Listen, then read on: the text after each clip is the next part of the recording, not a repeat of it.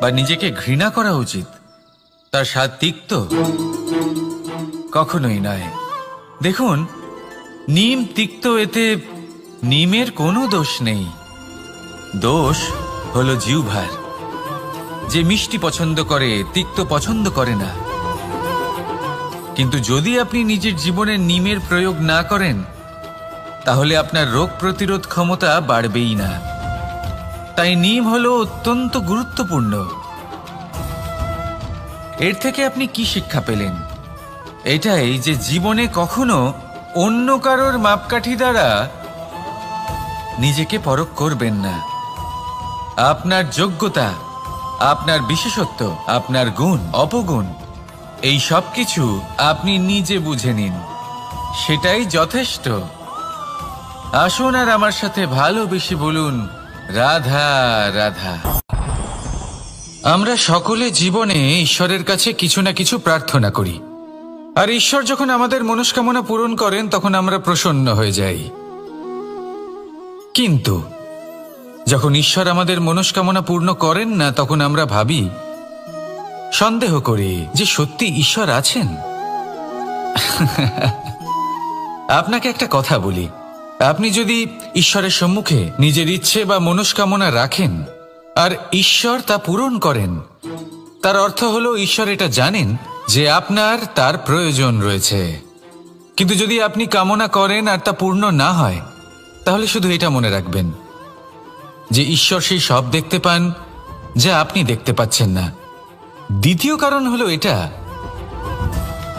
ঈশ্বর এটা খুব ভালো করে জানেন যে যে ইচ্ছে আপনি রাখছেন, সেই ইচ্ছে আপনি নিজে নিজের জোরে পূর্ণ করতে পারেন। তাই যদি আপনার ইচ্ছে ঈশ্বর পূর্ণ করেন, তাকে ধন্যবাদ জানান। আর যদি উনি আপনার ইচ্ছে পূর্ণ না করেন, তাহলে আরো ধন্যবাদ জানান। কারণ হয় উনি আপনার মঙ্গল চাইছেন, বা উনি আপনাকে ততটাই যোগ্য বলে মনে করছেন যে আপনি নিজেই নিজের ইচ্ছে, নিজের স্বপ্ন পূরণ করতে পারবেন। নিজের কর্ম করতে থাকুন, জীবনের সামনে এগোতে থাকুন, আর আমার সাথে ভালোবেসে বলুন, রাধা রাধা। একটা গাই আর একটা বাছুরের মধ্যে কেমন সম্পর্ক থাকে? একটা গাই নিজের বাছুরকে ডাকে, আর সেই বাছুর হাজার হাজার গাইয়ের মধ্যে থেকেও নিজের মাকে চিনতে পেরে যায় আর নিজের মায়ের সাথে এসে জড়িয়ে পড়ে। আর কিছুটা ঠিক এরকমই সম্পর্ক হলো আপনার কর্ম এবং আপনার কর্মফলের মধ্যে। আপনি যেমন কর্ম করবেন, আপনার কর্ম আপনার কর্মফলকে ডাক দেবে, আর আপনার কর্মফল কোথাও না কোথাও থেকে আপনাকে খুঁজতে খুঁজতে এসে আপনার সাথে জড়িয়ে পড়বে।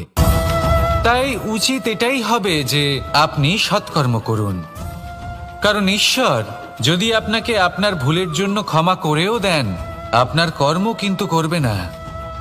তাই যদি আপনি দুষ্কর্ম করতে চলেছেন, তাহলে আপনি প্রস্তুত থাকুন, আর যদি আপনি শুভ কর্ম করতে চলেছেন, তাহলেও আপনি প্রস্তুত থাকুন। আপনার কর্ম যেমন হবে তেমন ফল আপনার কাছে নিজে থেকেই চলে আসবে। আজ না হোক কাল, কাল না হোক অন্য কোনো সময় অবশ্যই আসবে। আসুন আমার সাথে ভালোবেসে বলুন, রাধা রাধা। কোনো বাড়িতে, কোনো পরিবারে যখন কারোর জন্ম হয়, তখন তা কত সুখের মুহূর্ত হয়। সেই ছোট্ট সন্তান যখন কিছুটা বড় হয়, সে হাঁটার চেষ্টা করে, আর সেই প্রক্রিয়াতেও খুব বড় একটা শিক্ষা লুকিয়ে রয়েছে, ঠেলে দেওয়া। যখন আপনি হাঁটতে চান, সামনে এগোতে চান, তখন আপনি কি করেন? নিজের পায়ের তলার যে মাটি, তাকে আপনি পেছনে ঠেলে দেন। ব্যাস, এই একই জিনিস তো জীবনেও শিখতে হবে। এবার যদি আপনি জ্ঞানের পথে অগ্রসর হতে চান, তাহলে অজ্ঞানতাকে পেছনে সরিয়ে দিতে হবে। যদি আপনি প্রকাশের দিকে এগোতে চান, তাহলে অন্ধকারকে পেছনে সরিয়ে দিতে হবে। যদি আপনি ভবিষ্যতে সফল হতে চান, তাহলে অতীতের যে অসফলতাগুলিকে পেছনে সরিয়ে দিতে হবে। যে জল বইতে বইতে থেমে যায়, তাকে আমরা নালা বলে থাকি। তার থেকে দুর্গন্ধ বের হয়। কিন্তু যে জল বইতেই থাকে, তাকেই আমরা পবিত্র জল বলি। তাহলে আপনিও কর্ম করতে থাকুন, কখনো থামবেন না। আর আমার সাথে ভালোবেসে বলুন, রাধা রাধা। যোগ সমস্যার সমাধান করতে পারবেন। এবার যদি কথা বলি সব থেকে কঠিন সময়ের, তাহলে সেটা হলো বিচ্ছেদের। যা মা সীতাকে সহ্য করতে হয়েছে শ্রী রামের জন্য, রাধা কৃষ্ণকেও সহ্য করতে হয়েছে। যে ব্যক্তি বিচ্ছেদের সময় সঠিক পথে চলে এসেছে, সে জীবনে অনেক শ্রেষ্ঠ স্থানে অবশ্যই পৌঁছতে পারবে। এবার যদি কথা বলি সব থেকে জরুরি এবং গুরুত্বপূর্ণ সময়ের, তাহলে সেটা হলো সংযোগ। সকলকে সাহায্য করতে থাকুন। আপনি অন্যদের সাহায্য করে তাদের যত আনন্দ দিতে পারবেন, ততটাই আনন্দ আপনারও জীবনে অবশ্যই আসবে। আসুন আর আমার সাথে ভালোবেসে বলুন, রাধা রাধা। কামবোধ, এটাই আপনার অন্তরের প্রথম শত্রু। বেশিরভাগ মানুষই কামবোধ বলতে লালসা বোঝেন, কিন্তু এটা সম্পূর্ণ সত্য নয়। কামের আসল অর্থ হলো কামনা। এটা খুবই সহজ ব্যাপার। মনুষ্য শরীর থাকলে, মানুষের মন থাকলে এই কামনা অবশ্যই থাকবে। এবার এটাই দেখতে হবে যে এই কামনা নেতিবাচক কামনা নাকি ইতিবাচক কামনা।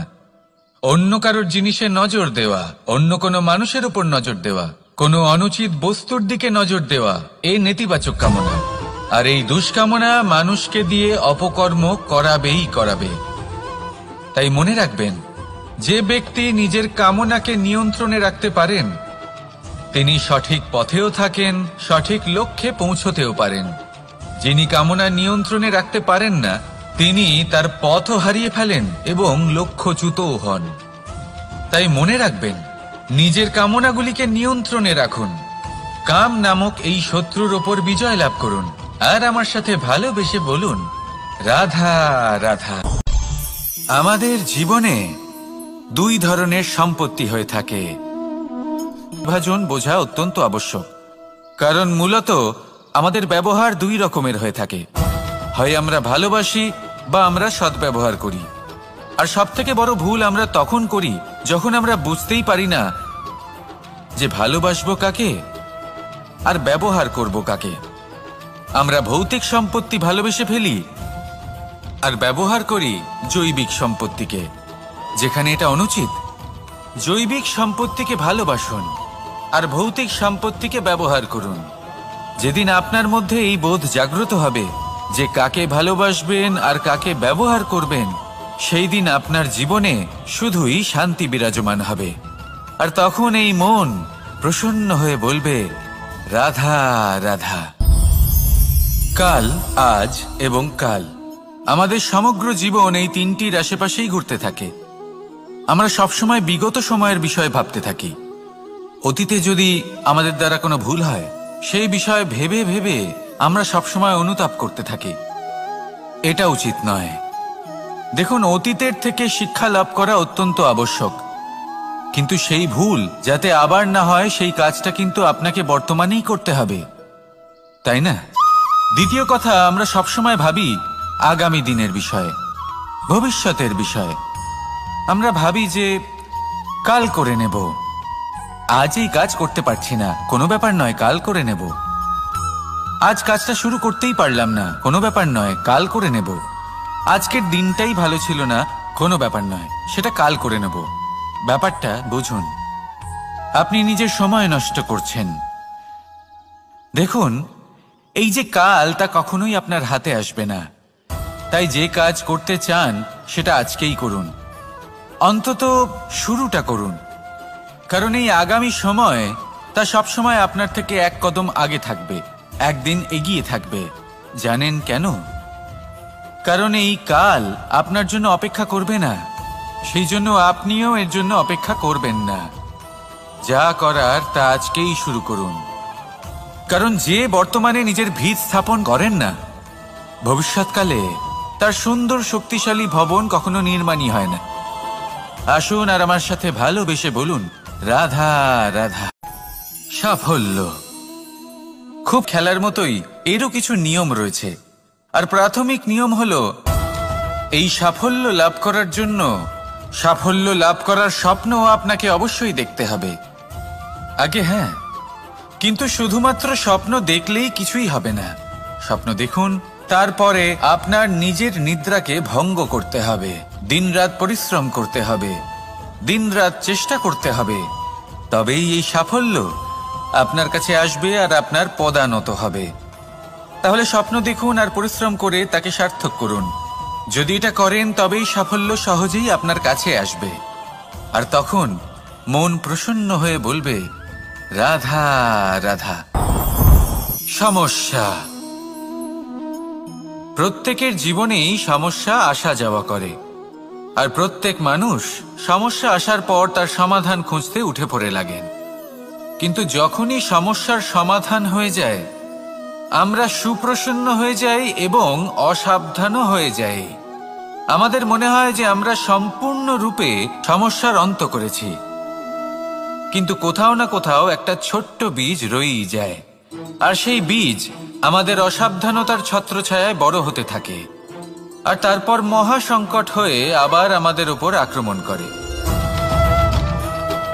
এই সংকট যে কোনো রূপে আসতে পারে, কোনো শত্রুর রূপেও আসতে পারে, বা কোনো মহামারীর রূপেও আসতে পারে। সেই জন্য সবসময় সাবধান থাকাই উচিত, কারণ অসাবধান হলে কি হয়, আমাদের সুরক্ষা চক্রে একটা ছেদ উৎপন্ন হয়, আর আমাদের শেষ করতে পারে এমন এক বাণ সেই ছেদ বিন্দু হয়ে আমাদের হৃদয়ে প্রবেশ করতে পারে। তাই যে কোনো সমস্যার সমাধান করুন, জয়ী হন, উৎসবও পালন করুন, কিন্তু সাবধানে থাকবেন। আসুন আর আমার সাথে ভালোবেসে বলুন, রাধা রাধা। এই সংসারের অন্তের এর বিনাশের প্রারম্ভ কিভাবে হয়? কোনো যোগের মাধ্যমে, কোনো ভয়ানক অসুরের আগমনে।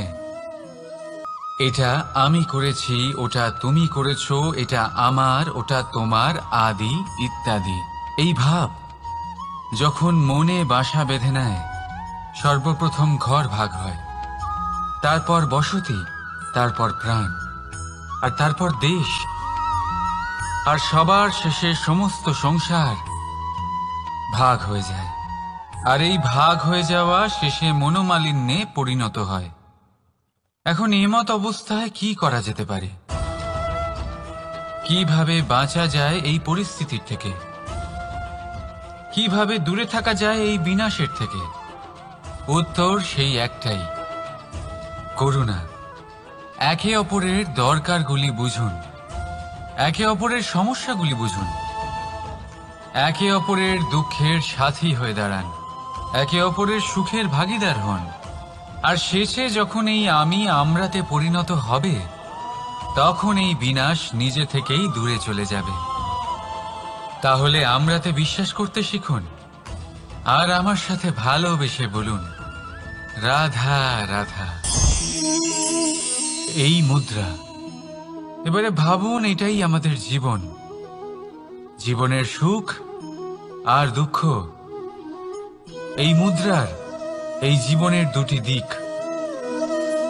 কিন্তু যখনই আমরা ঈশ্বরের কাছে প্রার্থনা করি, তখনই আমরা সুখ চাই, আর সেই সুখ আসেও। আর যখনই সেই সুখ আসে, তখন ব্যক্তি সর্বপ্রথম তাকে ভুলে যায় যে দুঃখের সময় ওনার সাথে ছিলেন। আর এমত অবস্থায় উনি সাহায্য করেন না, উনি করেন উপকার। আর এই উপকারের বদলে মানুষের থেকে উনি নিজের জন্য শ্রদ্ধা চান। আর সেই শ্রদ্ধা, সেই চাহিদার কারণে উনি নিজেকে অন্যদের থেকে শ্রেষ্ঠ, অন্যদের থেকে ভিন্ন মনে করতে বিবশ হয়ে যান। আর আলাদা হবার কারণে তার মধ্যে জেগে ওঠে অহংকার, আর সেটাই হয় তার পতনের কারণ। এবার এতে কি করা যেতে পারে? কি চাওয়া যেতে পারে ঈশ্বরের কাছে? এই প্রশ্ন অবশ্যই মনে আসে। ঈশ্বরের কাছে চান সুখ, শুধুমাত্র ততটাই যাতে অহংকার না আসে, আর দুঃখ ততটাই যাতে শ্রদ্ধা না চলে যায়। রাধা রাধা। এই সংসারে এমন কিছুই নেই যে সব সময় একই থাকবে। যা কিছু নির্মাণ হয়েছে তা একদিন অবশ্যই ভেঙে পড়বে, কিন্তু এই ভেঙে যাওয়ার বিশ্লেষণ আপনি কিভাবে করবেন তা আপনার উপরে নির্ভর করছে। ওই আকাশের দিকে তাকান, ওই মেঘ, ওটাও ভেঙে পড়ে, কিন্তু নিজে ভেঙে পড়ার সাথে বর্ষাকে তৈরি করে যায়। মাটির ডেলা অবশ্যই ভেঙে পড়ে, কিন্তু ব্যবহারযোগ্য মাটির রূপ নিয়ে। এই ধরিত্রীর বুকে কোনো এক বীজ যখন ভেঙে পড়ে, তখন ধরিত্রীর উপর এক বিশাল আকারের বৃক্ষ নির্মাণ করে। যদি জীবনে কিছু ভেঙে পড়ে, তাহলে নিরাশ হয়ে পড়বেন না, নিজের সাহস হারাবেন না। ধনাত্মক দৃষ্টিভঙ্গি দিয়ে দেখতে চেষ্টা করুন। মনে করুন, নিয়তি নিশ্চয়ই আপনার জন্য আরো ভালো কিছু ভেবে রেখেছে, যা ভবিষ্যতে আপনার প্রতীক্ষা করছে। ধনাত্মক চিন্তা ভাবনা করতে থাকুন, তারপর দেখবেন শ্রেষ্ঠ রচনা নিজেই তৈরি হবে। রাধা রাধা। চলতে থাকা, থেমে যাওয়া, বিশ্রাম নেওয়া, তারপর দম নিয়ে পুনরায় দাঁড়িয়ে পড়া, আর তারপর আবার সেই পথ চলা। এটা জীবনের অভিন্ন এক অঙ্গ, এটার থেকে আপনি পালাতে পারবেন না। কিন্তু এই অঙ্গকে আপনি নিজের জীবনে কিভাবে প্রয়োগ করবেন, কিভাবে তাকে কাজে লাগাবেন, সেই সিদ্ধান্ত আপনাকে নিতে হবে। যারা হেরে যান তারাও জীবনে থমকে যান, আবার যারা জেতেন তারাও দাঁড়িয়ে পড়েন। যারা হেরে যান তারা হাঁপিয়ে দাঁড়িয়ে পড়েন, যারা জিতে যান তারা দাঁড়িয়ে পড়েন সেই সর্বোচ্চ স্তরে পৌঁছে গিয়ে। এবার দাঁড়াতে তো আপনাকে হবেই, তা হতেই হবে। কিন্তু কখন, কিভাবে দাঁড়াবেন, ক্লান্ত হয়ে নাকি সর্বোচ্চ স্তরে পৌঁছে গিয়ে, সেই সিদ্ধান্ত আপনার। অবশ্যই দাঁড়িয়ে পড়ুন, কিন্তু ক্লান্ত হয়ে নয়, কারণ আপনাকে পুনরায় দাঁড়িয়ে পড়তে হবে, পুনরায় যাত্রাপথে এগোতে হবে এবং সর্বোচ্চ স্তরে পৌঁছতেই হবে। রাধা রাধা। স্বপ্ন, আমরা জীবনে স্বপ্ন দেখতে থাকি, সেটা পূরণ করার পূর্ণ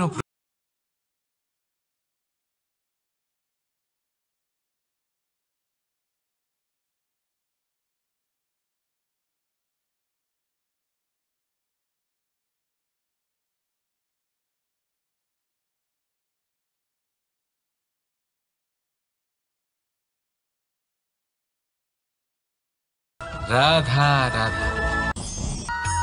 কেন? কারণ এই সফলতা সুখ আর দুঃখের দ্বারা প্রাপ্ত হয় না। সফলতা প্রাপ্ত হয় নিজের উপরে বিশ্বাস করতে থাকলে। আকাশের ওই সূর্যকে দেখুন, সূর্যের বিশ্বাস আছে নিজের উপর যে সে পিছনে খুব বড় একটা কারণ থাকে, আর সেই কারণ আমাদের অন্তরে সুপ্ত থাকে। ধরে নিন একটা পথ, তাতে আপনি চলছেন, সেই পথ কাঁটায় পরিপূর্ণ, কিন্তু আপনি পাদুকা পরে রয়েছেন আর আপনি হেঁটে সামনে এগিয়ে যান। এবার এমন একটা পথ এলো যা পুষ্পে ঢাকা,